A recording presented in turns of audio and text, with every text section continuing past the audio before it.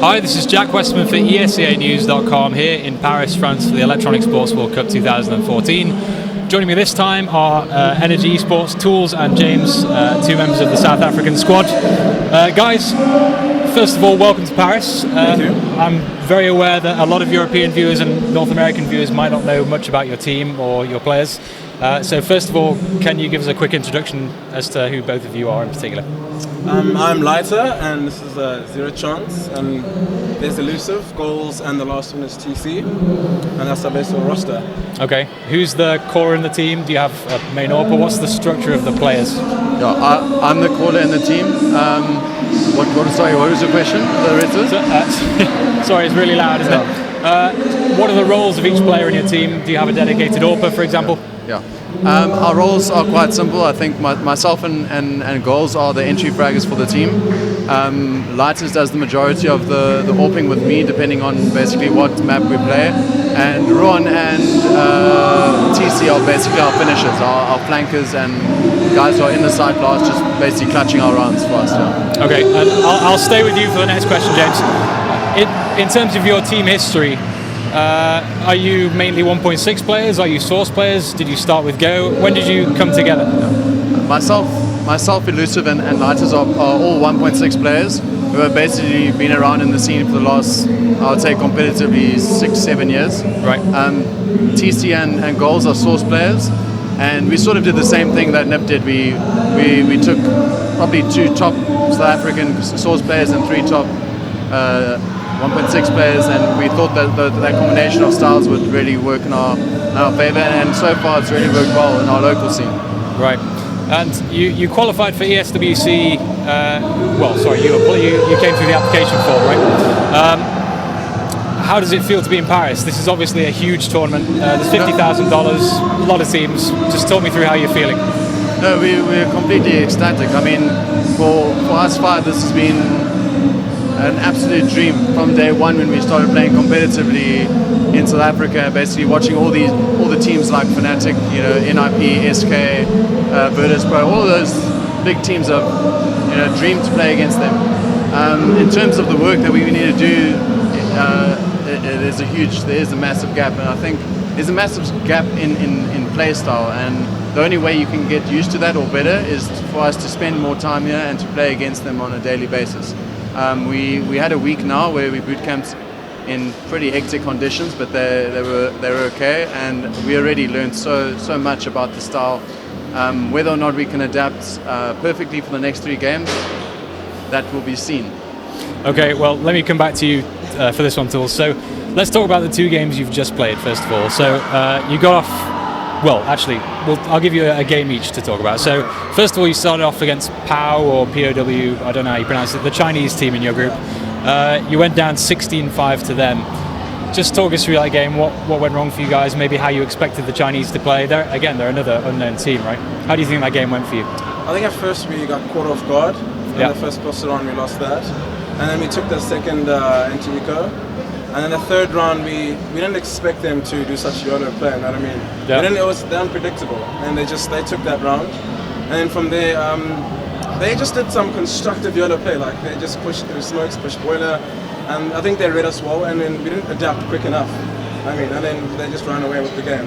Right. But yeah, we just tried to make a comeback. That was, I think, second half. We won the first pistol run pretty convincingly, but then we just couldn't, carry on from there.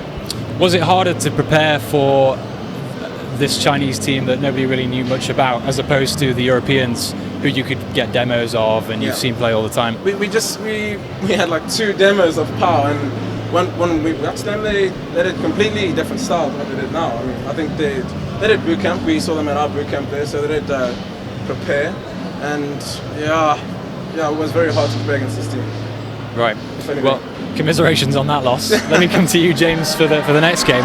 The bigger loss. Thank you. So you just finished playing Fnatic about 10 minutes ago. It was 16-1 in the end. I mean, Fnatic, arguably the best team in the world at the moment. They just won Face It last weekend. Yeah.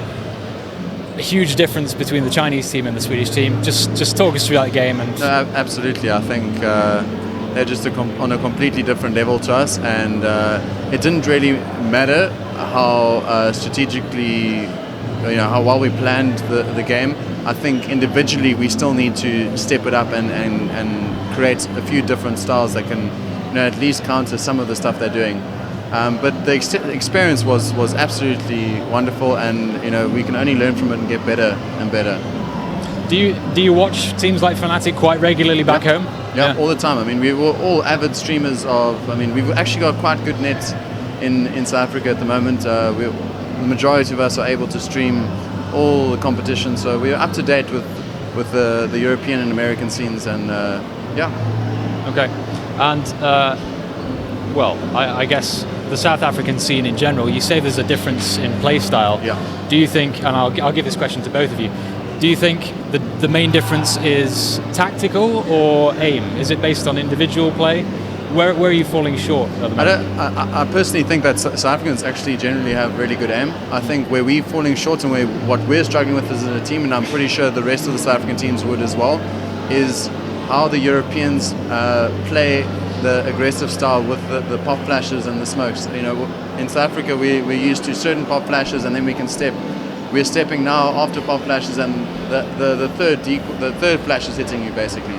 So it's how you bait out their flashes and step without being blind, and get used to them just basically YOLOing through smokes and stuff like that. I mean, that's something we really need to work on. But I don't. Yeah. Well, what I've picked up from boot camp against LDLC and all these teams, that they have coordinated aggression. So like, you would get people running in backwards through smokes with guys pop flashing over, making sure they can actually 360, click you in the face, which is quite crazy. And the aim, I wouldn't say is superior to ours. It's just that they strategic play. Everything is calculated and precise, and we just have to step up to that level, and it's going to take time. If we had, I think, a month boot camp here, we would have done better than we did. But we did what we had left. And in terms of, again, the South African Counter-Strike scene, I mean, is it big enough for you guys to get the support you need to keep coming to events like this? How many tournaments do you have? How big? I just know nothing about it. No, definitely. We do have support to come to at least, I think, 2 events internationally a year. We just got Asus backing us at the moment with ProLine and Steel Series and IS Gaming. So we're looking forward to the next international event. We'll be much more prepared. So we have the support from the community as well as the private sector in terms of money. Right. Yeah. Was it a little bit intimidating coming to Paris and facing all these teams? Yes and no. I think we've always had a winning attitude. We're a really competitive team, and we're taking it in our stride. Basically, we're using this as the next step. Basically, the biggest learning experience that we can have at the moment, and as long as we analyze every single game we play against these European and American teams, and we adapt and we improve, then I think the next 3 competitions that we attend will do better and better, like Tool said, and hopefully one day be able to compete with the top 3, top 4 teams in the world. Okay, and I'll come back to you again, Tools. Yeah. Do you feel? I mean, are people in South Africa watching this? Do you feel like you've got a lot of support from back home? Yeah, definitely. We have a lot of people asking where's the stream, what time's the game, and it's the whole community backing us, watching us, just motivating us and just pushing us through this. Right. So we have a lot of support. Okay, and you mentioned this is just a learning process before you move on to another international event, hopefully. What are you going to do? Well, actually, you're not out of this tournament yet. We're talking as though you are. No. But you're not out of it. So, I mean, you've got 3 games left. How are you going to adapt for the next 3 games? I mean, your next game's in an hour or so, right? How do you use an hour to prepare at an event like this? Well, we just go outside, talk a bit, and we know our pistol rounds are always strong. When we got a round of, we won basically half our pistol rounds, CT or terrorists. So it's just after that, how do we, control their aggression? Because every team just gets CZ armor and scouts and stuff. How do we control that? How do we just force them, just grey areas in their defense? So that's what we're going to talk about, and then take each round as it comes from there. Okay, so if you go through, great. If you don't go through, that happens. Eventually you're going to leave Paris, you're going to go back to South Africa. How do you prepare for the next event once you're back home in South Africa? Is that just the process of watching your demos from this event, or scrimming teams there? I mean, what's the process? Well, we got Arena Cup in I think August 24th or November. So we're going to prepare for that event first, and then after that, if things go well, we're going to take a little break, and then we're gonna literally play 10 hours a day just playing CS, watching demos, going through the whole international scene, not just the South African scene. Right. And last question to both of you. How do you feel about this event on the whole? Now that you've had, you mentioned you've had a boot camp here, you've had time to sink in. Is ESWC everything you thought it would be? Absolutely, it's a fantastic event. It draws all the top teams in the world, and it's every CS player's dream. Much the same for you, or? Yeah, I've pretty much met all the star players. I've just been following, stalking top up, not good, and then they're quite nice people. Like, I've enjoyed their company, and it's everything I expected. ESWC. All right. Well, at the very least, I'm glad you had a good time in that case. Do you want to run through shoutouts before we go? Yeah. Just want to shout out to our sponsorships, ProLines, SteelSeries, Asus, and IS Gaming. Thank you so much. Only reason we're here competing, and hopefully we'll make you proud. All right, guys, thank you very much. Best of luck for the rest of your 3 games. And yeah, hopefully see you at international events again in the future. Yeah, I hope so too. Thank you very much. Right. Thank you. For everyone at ESCA.net and ESCAnews.com, stay tuned to the website throughout the weekend for full coverage here in Paris, France.